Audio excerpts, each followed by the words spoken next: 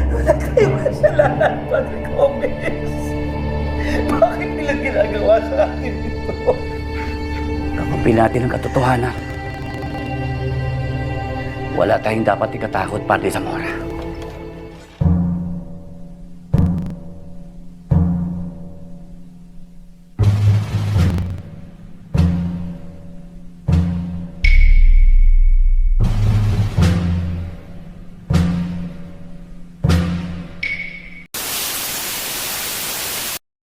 Good evening and welcome. Tonight, we examine the 1872 Cavite Mutiny, a pivotal but often misunderstood event in Philippine history.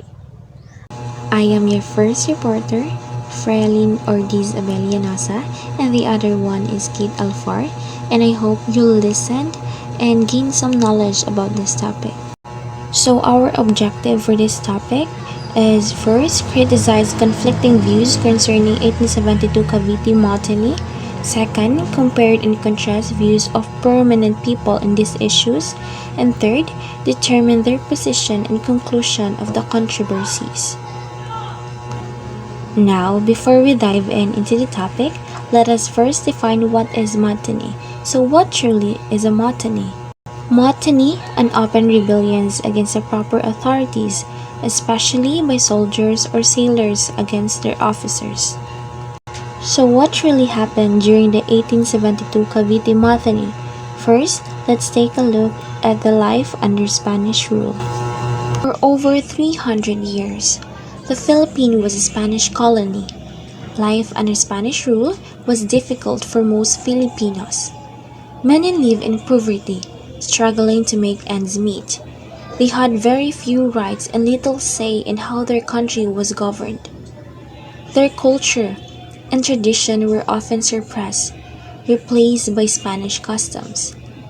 The Spanish controlled the economy, making it hard for Filipinos to improve their lives.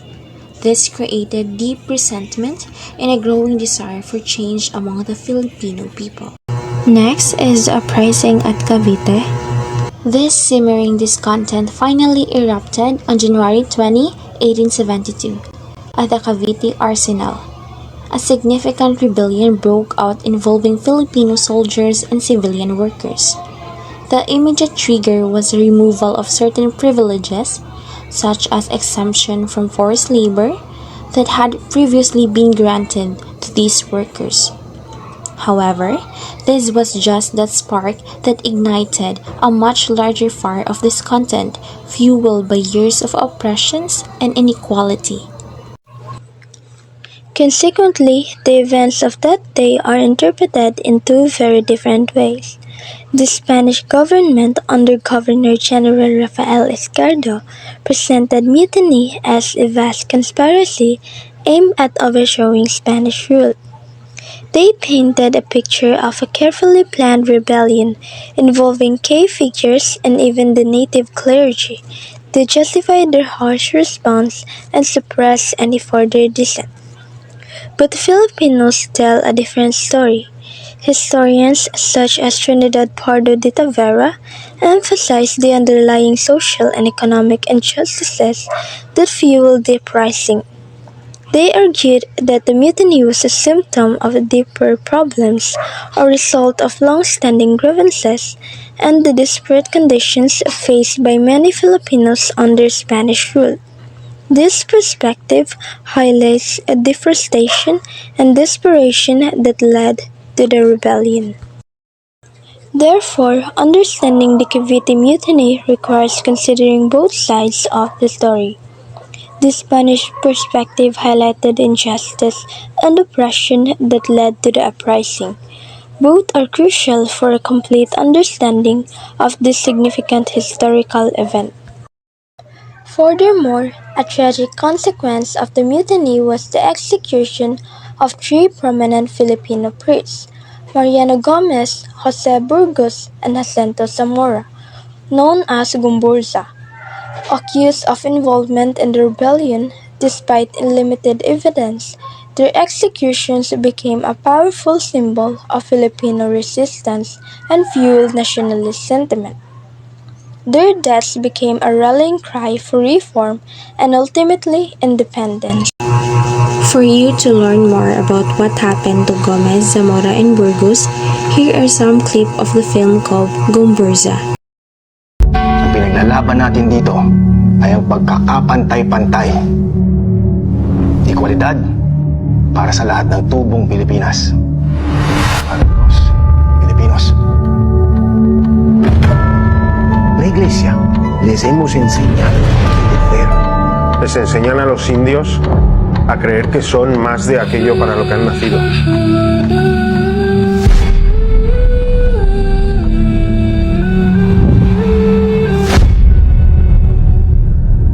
Usapin ito ng kung sinong Espanyol at kung sinong hindi. Ito ba ang justisya ng Espanya?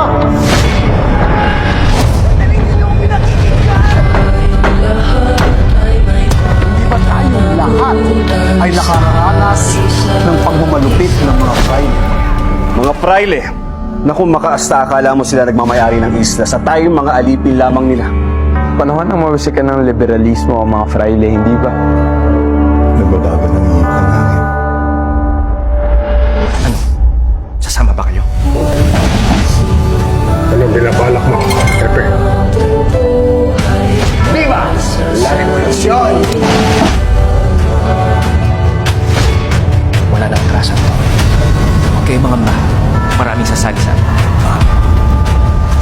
Huli nating alagaan ang liwanag ng kanyang kabutihan. Yan natin iaalay ang ating buhay, Pepe. In a way, maging lead siya ang ating pagkamatay. Para sa liwanag.